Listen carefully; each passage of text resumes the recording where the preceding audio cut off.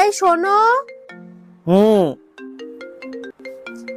রাত্রি 2টোর সময় তোমার ফোনে কার ফোন আসছে?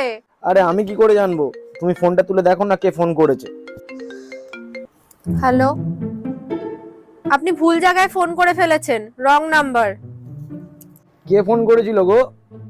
আরে একটা মহিলা ফোন করেছিল, কি পরিষ্কার করার ব্যাপারে কথা বলছিল, আর ভুল করে তোমার ফোনে ফোন করে ফেলেছে। এত রাত্রিরে আবার কি পরিষ্কারের কথা বলছে গো? কি বলছিল, রাস্তা পরিষ্কার আছে, চলে এসো।